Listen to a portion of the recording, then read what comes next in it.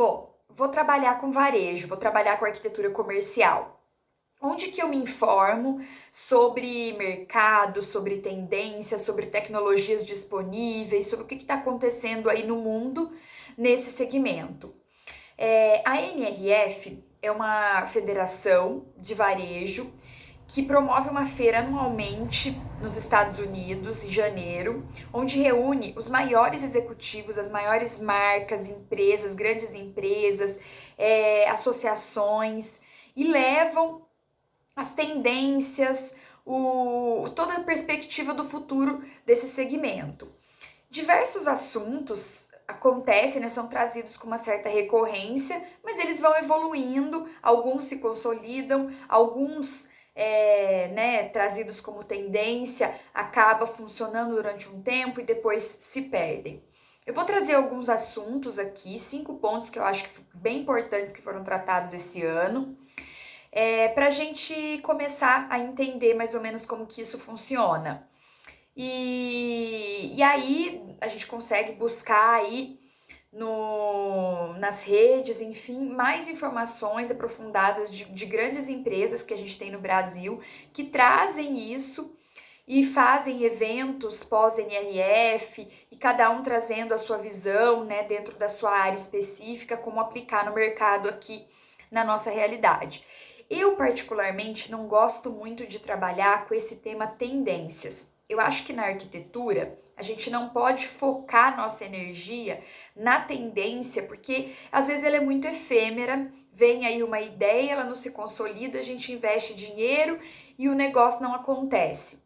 Então eu acho que a questão de tendência faz mais sentido no nosso segmento para ser trabalhado no visual merchandising. Por quê? Porque a gente consegue fazer uma ambientação, uma vitrine, mudar com uma certa frequência e não vai ser uma coisa que vai ser permanente no ponto de venda. É claro que hoje nada é permanente, né, longo prazo, mas a gente também não pode falar de nada muito efêmero quando a gente está conversando de arquitetura. Então eu gosto normalmente de conversar sobre os temas que já estão mais consolidados e que realmente já estão mais estruturados. Eu vou tratar aqui de 5 temas, né? Vou falar de uma forma mais superficial, depois a gente pode aprofundar mais para frente. Eu pontuei eles aqui, vou citar todos eles.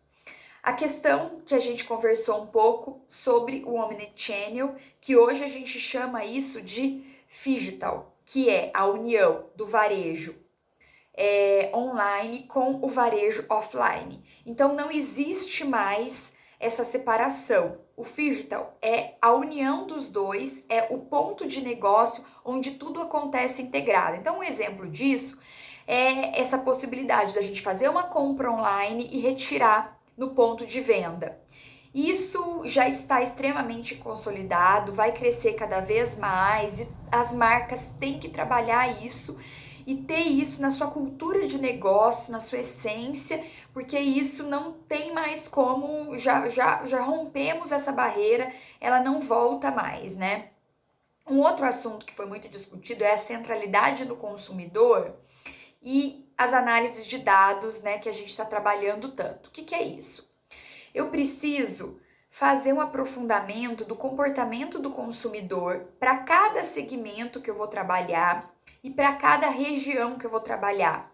E depois, através das inteligências artificiais, de todos esses equipamentos que a gente tem, entender, né, usar esse levantamento, fazer uma leitura e fazer um traçado das estratégias para atender essas necessidades do consumidor. E principalmente entender a regionalidade, porque cada local o consumidor vai ter um tipo de comportamento. E se a gente está falando em centralizar toda a atenção para ele, a gente precisa entender a sua necessidade específica em cada local e oferecer isso. Então, isso também é uma tendência que já vem sendo tratada há muito tempo, que a gente já pode entender como um assunto extremamente consolidado. Se eu não centralizar todas as minhas energias para o consumidor, o meu negócio não vai se desenvolver e não vai se consolidar no mercado. Frictionless Retail. O que é isso? É o varejo sem atrito. quanto mais a gente consegue oferecer uma condição de compra para o consumidor, desde a pesquisa dele na internet até a compra na loja física, ou mesmo que aconteça no mercado online, o mínimo possível de barreira para que ele faça e desenvolva essa compra. Né? Então, um exemplo muito bacana aí que está sendo trabalhado, que já existe várias tecnologias para ajudar isso, é a eliminação desse processo de fila, de caixa, de pagamento, onde acaba demorando aí todo esse processo e muitas marcas já estão trazendo essa solução no ponto de venda, de você fazer a compra e de repente conseguir pagar ali no seu aplicativo.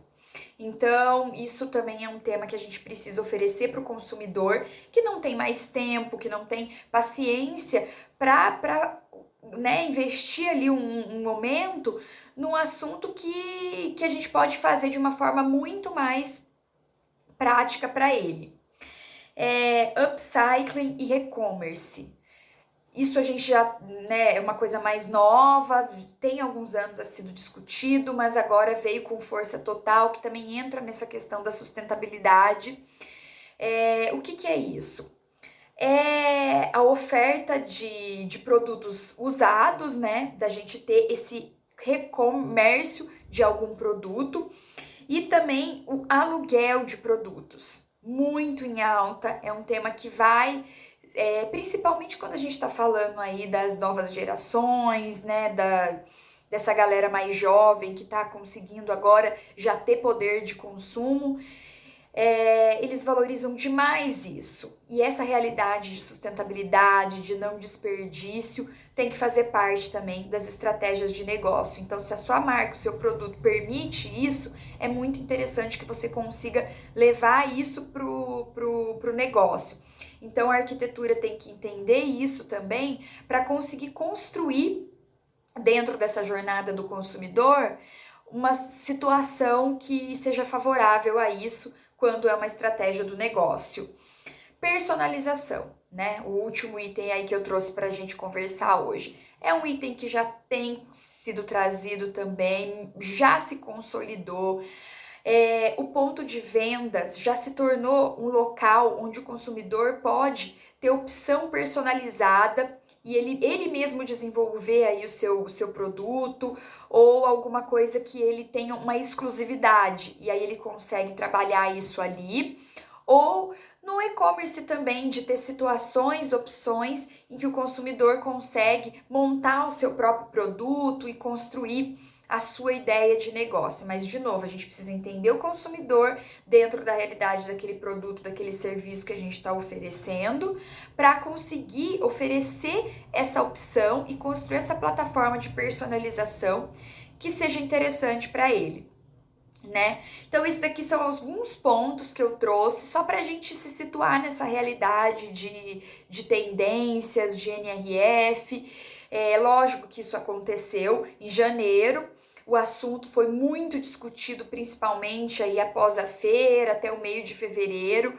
Muitas empresas trouxeram esses temas, mas como a gente está conversando agora sobre arquitetura comercial, e eu acredito que um canal que todo mundo pode trabalhar, pode usar uma ferramenta para se inteirar, é conhecer essa feira, é conhecer tudo o que acontece em torno dela e começar a fazer mesmo uma imersão, para fazer uma imersão nessa realidade que nós estamos conversando. Tá bom? Tem muito material na internet sobre isso.